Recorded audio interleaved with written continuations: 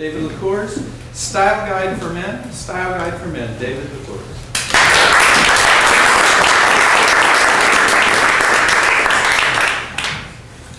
I've made many style blunders in my life.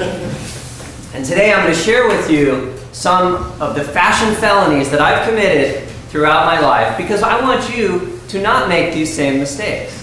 Now, this is not just a speech for men because, let's be honest, it's often you ladies who are our wives, our mothers, our girlfriends, and you need to take partial responsibility that we don't leave the door looking like a joker.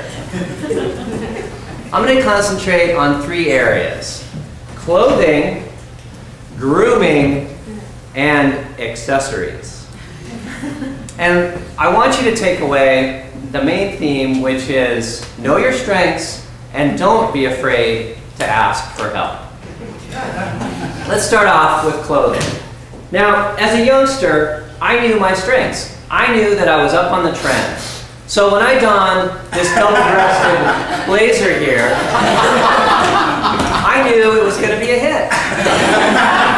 In fact, I knew it was such a hit that I carried it all the way through to 11th grade at the homecoming dance.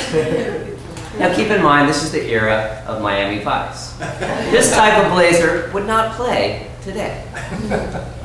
I also knew that as a real youngster, that a onesie was a nice, appropriate outfit. Here I am rocking a nice Glen plaid number.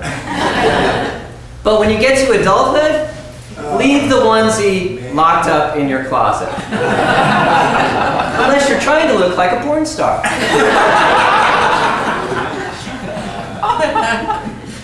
Can you tell I didn't have a girlfriend at this particular time in my life? Now, it's an interesting chicken or egg conundrum. Did I look like a total dork because I didn't have a girlfriend? Or did I not have a girlfriend because I looked like a total dork? Now let's talk a little bit about denim.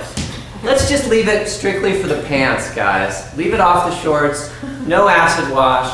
And if you're wearing shorts, or pants for that matter, and if you have your waistband above your belly button, stop! Turn around and go change. It's all wrong. Now, I don't know what the heck is going on with my hair right there, but it sure makes a nice transition into grooming. Now, one of my strengths as a kid is I had a lot of really blonde hair. So I was able to pull off the page boy. But by the time I reached 9th grade, so painful. Here I am, the beginnings of a mustache. I've got these braces, and I've still got the silly page boy. Now, I had this crush on this girl named Tracy Nicole in 9th grade. And if a girl has 2 first names as her first and last name, you know she's hot. Now, for some reason, I thought that I could get Tracy's attention by taking the rubber bands that were between my braces and pulling it back and trying to shoot it at her and hit her in the arm with the rubber band. Not so successful. So, I went home and I asked my mom, I said, I gotta get a little more smooth with the ladies. What can I do? And she said, David, I think what you should do is part your hair. So I came back, 10th grade, and I was smooth with the ladies. All right, so let's work on another part of grooming. Men, don't fear the beard. The beard is the new black. You can wear your facial hair in so many interesting ways. You've got the Raleigh Fingers look. You can wear a goatee, you can wear a beard, a Van Dyke. There's just so many different options. And you may be saying to yourself, well, David, my facial hair just doesn't grow into that way. Don't be afraid to ask for help. There are so many prosthetic facial devices. You can slap on a fake mustache like I did here for Halloween, a fake beard. There are all sorts of different ways that you can have fun here. All right, let's move into accessories. The famous fashion designer Coco Chanel once said, get ready, stand in front of the mirror, and then take one thing off. Less is more. I didn't heed that advice.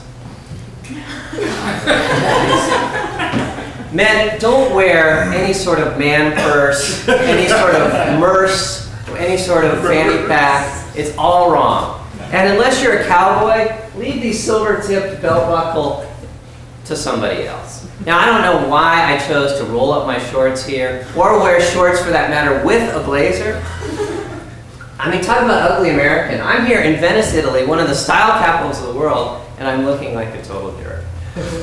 Now, in terms of leaving accessories off, I think in this case for prom, I didn't need both the scarf and the gloves. And then here in college, I don't think I needed the hat, the sunglasses, and the gold chain. Now, let's talk about jewelry. In my opinion, less is more. You don't need a whole lot. I could have done really well if I had just heeded my own advice from 3rd and 4th grade, where a simple puka shell necklace. Now, I'm fine with earrings. I think it can be okay. I think unless you're a rap star or you're dressing up as a pirate, wear something a little more subtle and perhaps a little bit more small. Now, here's the thing with accessories. And there's a general rule, which is if you hold on to something long enough, it comes back around. My case in point, sunglasses. High school, the white Varnays, if I had held on to those, they actually have come back in style, believe it or not. College, got the aviators, and those have come back in style. So hold on to it, and it may actually come back. So style is about standing out, and I knew that from an early age. Here you can see in this family portrait, I stood out. In fact, I told my family, I said, I want you guys to all wear something really muted, and I want you to recede into the background so I can stand up here in the front. Now, I knew I had no competition from my sister because she was drooling and she could barely even hold her head. But my mom was a concern. She's very attractive. I said, Mom, wear this dark shirt so you'll blend into the background. I didn't agree with her choice about the pearls.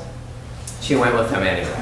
Now, my dad showed up in this really bright tie. I said, dude, no, tone that down. You need to stand back so I can be the rock star.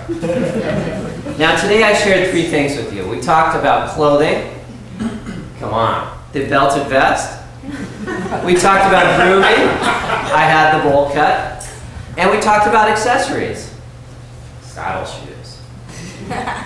So I hope that you've learned that if there's one thing you need to hold on to, it's don't be afraid to ask for help and to know your strengths.